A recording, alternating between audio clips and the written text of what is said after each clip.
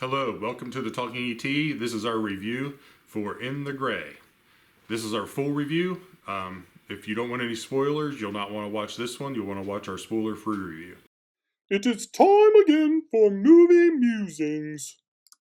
First, I'll give my rating, which I come to that rating by giving you 5 categories, the ratings: entertainment, story, acting, special effects, and action sequences.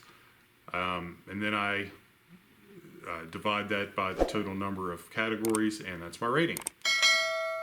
So you'll have to let me know in the comments if you agree with my rating or not, and maybe give me a reason why. Maybe you can convince me to change mine. The movie summary is as follows. A cutthroat lawyer and her team of elite clandestine operatives recover a massive debt from a ruthless billionaire through sabotage, deception, and escalating violence. What starts as a high-risk financial retrieval spirals into a full-blown war of strategy and survival. So I'll start off with my rating. I'll give you that right up front. Entertainment value, I give a 9 out of 10. Like I said in my non-spoiler review, that's usually what this consists of as well. Entertainment value, 9 out of 10. Very entertaining. I'm a big fan of Guy Ritchie, so I'll watch anything he does. It never lapsed action. It was constantly taking you into the next scene, propelling the story forward. And as far as the story goes, I gave it an 8 out of 10. And while the story isn't really deep for an action movie, it is. At least gives some reasons as to what's going on. It's not just a full revenge show movie, so it keeps you going and wondering what's going to happen. And it's laid out very well. Acting, 9 out of 10. All the actors did their jobs how they should have, what they were supposed to do, and some good one-liners, and delivery was great. Special effects, 9 out of 10, both practical, a little bit of CGI, I'm sure, but they did a good job of hiding it in with the practical effects. Action sequences, 9 out of 10. All the action was great, and it was constant, and even if there wasn't action, it was tense enough to make you feel like something was going to happen. So my overall rating for the movie is an 8.8 out of 10. And now we're going to get into the full spoiler review. Here's your 5-second spoiler warning. So if you don't want to be spoiled, go ahead and click out now and check our spoiler-free review.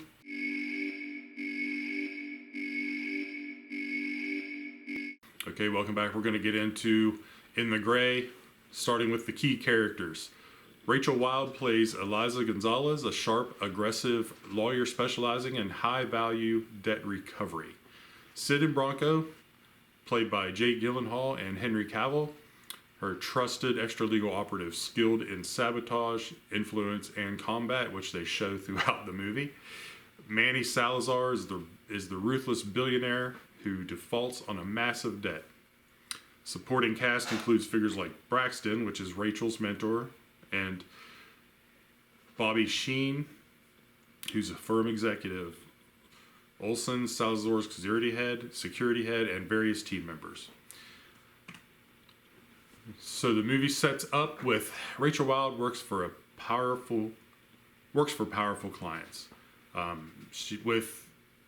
through an asset manager from Spencer Goldstein. She uses Sid and Bronco for her dirty work to pressure debtors into collecting what they owe.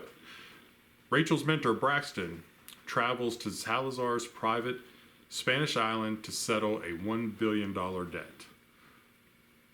Salazar betrays them and has Braxton killed, setting off the conflict. Rachel negotiates to take over the recovery herself and deploys her operatives. Obviously, she's wanting some revenge in this, so she fights to get the job, and she gets it.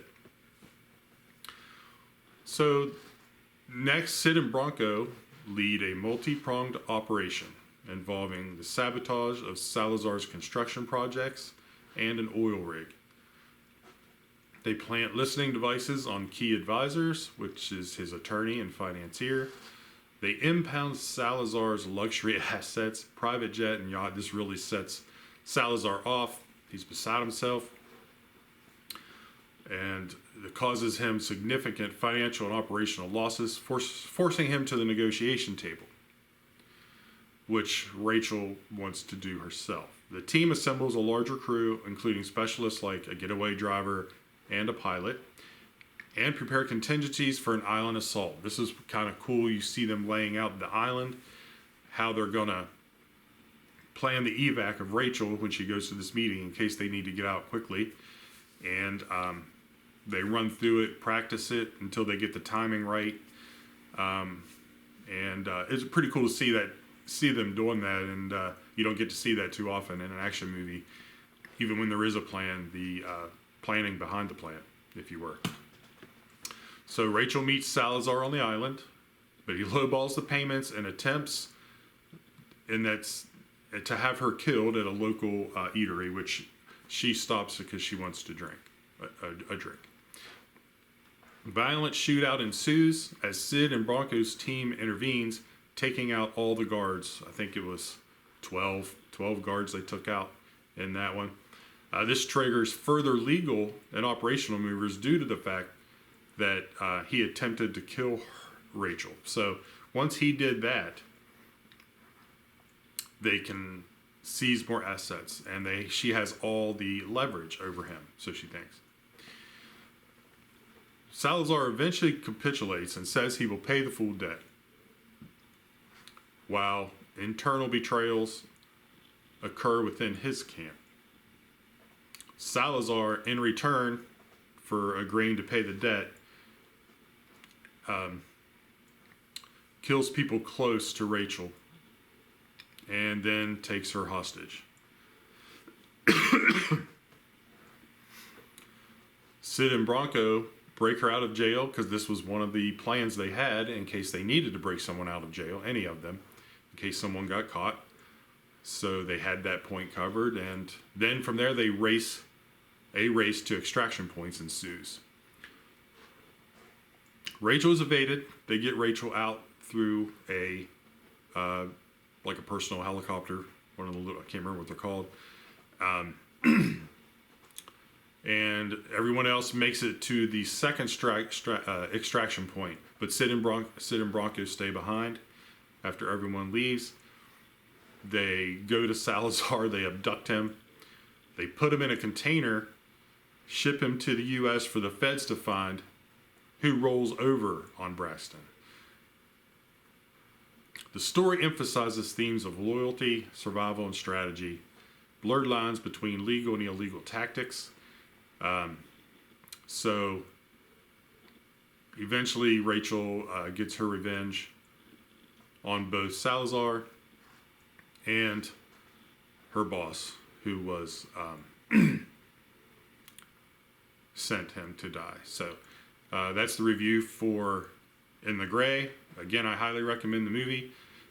See it in the theaters if you can. It's worth the price of admission. If not, make sure you check it out when it comes out for rent on VOD or when it's streaming. Make sure you hit that smash and like button. Leave us on YouTube. Like and share us on Facebook.